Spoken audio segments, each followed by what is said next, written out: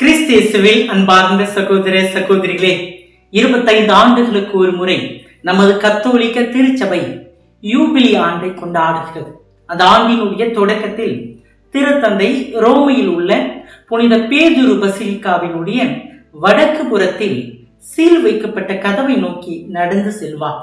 அந்த கதவே போர்த்தா சாந்தா, அதாவது புனித வாயில் என்று அழைக்கப்படுகிறது.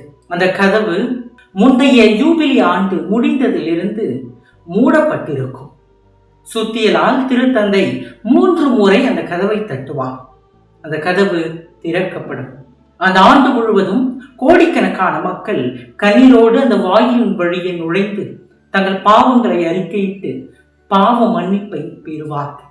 இந்த அடையாளம் வேண்டுமென்றே ஒரு பழமையான நோக்கத்தோடு வடிவமைக்கப்பட்டிருக்கின்றது. இந்த புனித வாயில் நானே வாயில் என்ற நற்செய்தியினுடைய பின்னணியில் இயேசுவை குறிக்கின்றது. 2000 ஆண்டு மகா யூபிலியில் திருத்தந்தை 2ஆம் ஜான் பால் இந்த புனித வாயிலை திறந்த போது அவர் வாயிலில் நின்று அதில் நுழைப்பதற்கு முன்பு முழந்தாளிட்டு தரையை முத்தமிட்டார். ஒரு ஊடக நிருபர் அவரிடம் ஏன் அப்படி செய்தீர்கள் என்று கேட்டபோது, நான் கிறிஸ்துவின் வாயிலை கடக்கிறேன் என்றார். ஆமன் பார்த்தவர்களே, பாஸ்கா காலத்தினுடைய 4வது ஞாயிறை சிறப்பிக்கின்ற இந்த நாளிலே நானே வாயில், என் வழியாக நுழைவோருக்கு ஆபத்து இல்லை, யோவான் 10வது அதிகாரம் 9வது வசனம் என்னும் இன்றைய நற்செய்தியினுடைய பின்னணியில் நம் வாழ்வின் வாயிலாக இருக்கும் இயேசுவை கண்டுணர்ந்து வாழ்வாக்க நாம் ஒவ்வொருவருமே அழைப்பு பெறுகின்றோம். இயேசுவின் பிள்ளைகளாக மற்றும் அவரது சீடர்களாக வாழும் நாம் அவருள் வாழ வேண்டும் என்ற ஒரு ஆழ்ந்த அர்த்தத்தை தருகிறது இன்றைய நற்செய்தி வாசகம். இதை ஆழமாக உணர்ந்திட வாயிலினுடைய 4 குணங்களை நாம் சற்று சிந்தித்து பார்ப்போம். முதலாவதாக, வாயில் நுழைவதற்காக. ஒரு வாயிலின் மிக அடிப்படையான நோக்கம் ஒரு இடத்திற்குள் நுழைவதாகும். வாயில் இல்லாத சுவர் முட்டு சந்து மட்டுமே. வாயில் ஒரு தடையை வாய்ப்பாக மாற்றுகின்றது. ஒவ்வொரு வாயிலும் அதனை அடுத்து ஏதோ ஒன்று இருக்கிறது என்பதை எடுத்துரைக்கின்றது. வரலாறு முழுவதும் வாயில்கள் மிக சிறப்பான இடத்தை பெறுகின்றன. நகரங்கள், கோயில்கள் மற்றும் அரண்மனை என யாவும் சுற்றுச்சுவரும் பிரதான வாயில் கொண்டதாக இருக்கின்றது.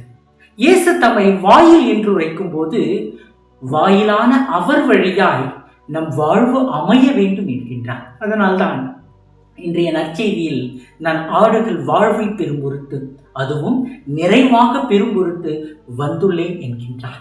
இயேசு என்னும் வாயில் வழியாய் நுழைதல் என்பது நமது மத சட்டமோ அல்லது சமூக ஒழுக்கமோ அல்ல, மாறாக அதுதான் நம்முடைய வாழ்வு. பழைய ஏற்பாட்டில் நோவாவின் பேழையில் கடவுள் ஒரே ஒரு கதவை, அதாவது வாயிலை வைத்தார். தொடக்க நூல் 6வது அதிகாரம் 16வது வசனம். அந்த ஒரே வாயிலின் வழியாக தேர்ந்தெடுக்கப்படுவோர் நுழைந்தனர். இஸ்ராயல் மக்கள் கொண்டாடிய பாஸ்காவின் போது ஆட்டுக்குட்டியின் இரத்தம் தடவப்பட்ட வாயில் வாழ்வின் அடையாளமாகும்.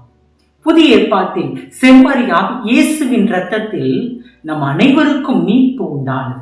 இன்றும் இயேசு என்னும் வாயிலின் வழியாக நம் பாவங்கள் மன்னிக்கப்படுகிறது மற்றும் நம்முடைய வாழ்வு மாறுபடுகிறது.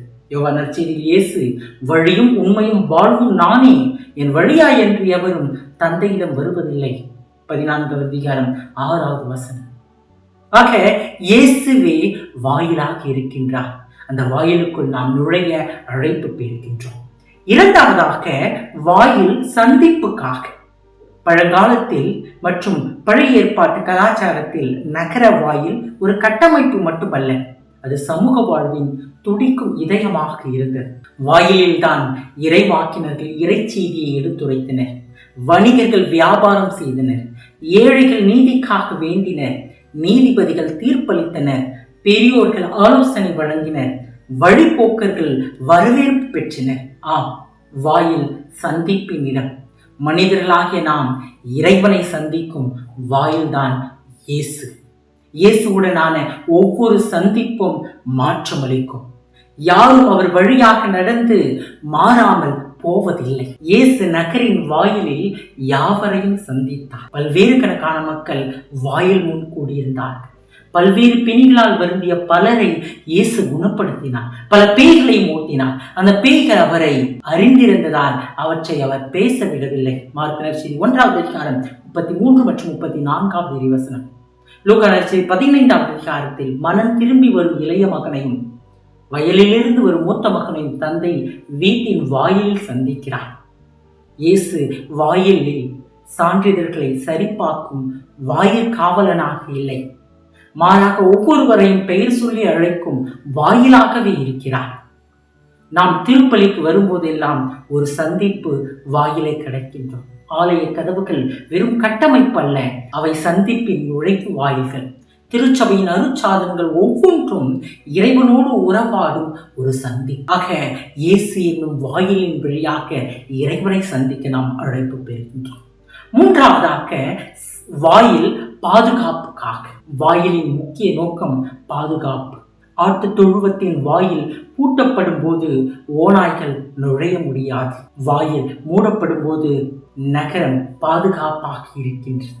அதனால் தான் எருசலேம் மீண்டும் கட்டி எழுப்புவதில் நெகேமியாவினுடைய முதல் செயல் அதன் வாயில்களை சீர் செய்வதாக இருந்தது. நெகேமியா 3ஆவது அதிகாரம். திருப்பாடல்கள் கடவுளின் பாதுகாப்பை வெளிக்கொணர்கின்றன. அவர் உன் வாயில்களின் தாள்களை வலுப்படுத்துகின்றார். திருப்பாடல் 147ஆவது அதிகாரம் 13ஆவது வசனம். அன்பார்ந்தவர்களே, உறுதியாக உங்களுக்கு சொல்கிறேன், ஆட்டுக்கொட்டிலில் வாயில் வழியாக நுழையாமல் வேறு வழியாக ஏறி குதிப்போர் திருடர் அல்லது கொள்ளையராய் இருப்பர் என இன்றைய நற்செய்தியில் வாயில் வழியாக நுழையும் மெய்ப்பனுக்கும் வேறு வழியாக ஏறி வரும் திருடனுக்கும் தெள்ளத் தெளிவான வேறுபாட்டை கூறுகின்றார் இறைமைந்தன் இயேசு கிறிஸ்து. நம் நம்பிக்கையை கொள்ள, நம் அடையாளத்தை அழிக்க முயலும் பல சக்திகள் இருக்கின்றன. ஆனால் இயேசுவின் வாயில் அனைத்திற்கும் எதிரே நிற்கிறது. நானே என் மந்தையை மேய்த்து இளைப்பாற செய்வேன். எசேக்கியேல் 34:15 வசனம் எனும் எசேக்கியேல் இறைவாக்கினரின் வார்த்தைகள் இன்றைய நற்செய்தியில் நிறைவேறுகின்றது. வாயிலான இயேசு நம்மை பாதுகாக்கிறார். ஆம், நாம் கவலை, கொள்ளையும், தனிமை, அடிமைத்தனம், அவநம்பிக்கை என்னும் உலகில் வாழ்ந்து கொண்டிருக்கின்றோம். இயேசுவின் வாயில் நமக்கு நிறைவான இளைப்பாறுதலையும் பாதுகாப்பையும் தருகின்றது. எனவே இந்த இயேசு என்னும் வாயிலுக்குள் நாம் நுழைவோம், அங்கு பாதுகாப்பு இருக்கும். நான்காவதாக வாயில் முடிவெடுக்க. வாயில் எப்போதும் ஒரு முடிவெடுக்கும் தருணமாக இருக்கின்றது. அது உள்ளே வெளியே என இரண்டு யதார்த்தங்களை தருகின்றது. வாயிலின் வழியாய் நுழையும் ஒவ்வொருவரும் நுழைய வேண்டும், வேண்டாம் என்ற ஒரு முடிவை எடுக்கக்கூடிய ஒரு நிலைக்கு வருகிறார். வாயில் நமக்காக முடிவு எடுப்பதில்லை, அது காத்திருக்கிறது, திறந்திருக்கிறது. ஆனால் அதன் வழியாக செல்லும் முடிவு நம்முடையது. நமக்காக வேறு எவரும் அதில் கடக்க முடியாது.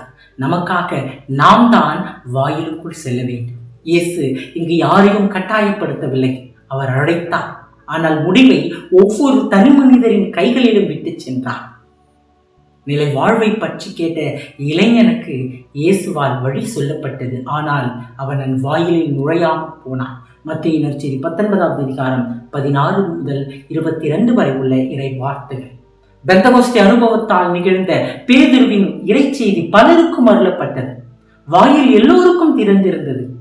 எல்லோரும் அதில் நுழைவதற்கு தேர்ந்து கொள்ளப்படவில்லை. 3000 பேர் மட்டுமே இயேசு என்னும் வாயிலில் அன்று நுழைந்தனர். 10 கண்ணீரின் உவமையிலே 5 தயாராக இருந்து திருமண விருந்திற்கு வாயிலில் நுழைந்தனர். மத்தேயு நற்செய்தி 25ஆவது அதிகாரம் 1 முதல் 13 வரை உள்ள இறை வார்த்தைகள். உலகின் நிலையிலிருந்து இயேசு என்னும் வாயிலை நாம் பார்க்கின்றோம். அதனாலே நாம் அவருள் நுழையாமல் இருக்கின்றோம். நிலை வாழ்வை பெற்றுக்கொள்ளும் முடிவெடுக்க இவ்வாயில் நம்மை அழைக்கின்றது. பொதுவாக வாயில்கள் வேறொருவரால் கட்டப்படுகின்றன, பராமரிக்கப்படுகின்றன, காக்கப்படுகின்றன, திறக்கப்படுகின்றன. இயேசு இந்த வேறுபாட்டை கலைகின்றார். வாயில் காவலில் இருந்து வாயில் வேறாகி இருந்தது. ஆனால் இயேசுவே வாயிலாகவும் மேய்ப்பராகவும் கதவாகவும் வழியாகவும் இங்கு இருக்கின்றார். அவரே நம்மை வழி நடத்துகின்றார். இதுவே கிறிஸ்தவத்தின் தனிச்சிறப்பு. ஆசிரியரும் வழியும் ஒன்றே என்ற ஒரு கூற்றை வேற எந்த மரபும் நமக்கு கற்றுத் தருவதில்லை. பார்த்தவர்களே, விண்ணகத்திலிருந்து இறங்கி வந்துள்ள மானிட மக்களை தவிர வேறு எவரும் விண்ணகத்திற்கு ஏறி சென்றதில்லை. யோவான் 3வது அதிகாரம் 13வது வசனம். வழியை அவர் அறிவார், ஏனென்றால் அவரே வழி. அவர் வாயிலாக இருக்கலாம், ஏனென்றால் அவர் ஏற்கனவே இறப்பை கடந்து திரும்ப வந்து விட்டார். அந்த இறுதி வாயிலை கடந்து வந்த முதலாம் அவரே. நாம் இவ்வுலகில் எண்ணற்ற வாயில்களுக்கு மத்தியில் வாழ்கின்றோம். பணம், செல்வம், தொழில் என்னும் வாயில்கள், சமூக வாயில்கள், பதவிக்கான வாயில்கள் மற்றும் சலுகையின் வாயில்கள், தேசிய மற்றும் இன வாயில்கள். இந்த வாயில்களில் பல கொடூரமானவை, பல அநீதியானவை, பல வாழ்வின் தவறான பக்கத்தில் நம்மை அழைத்து செல்கின்றன.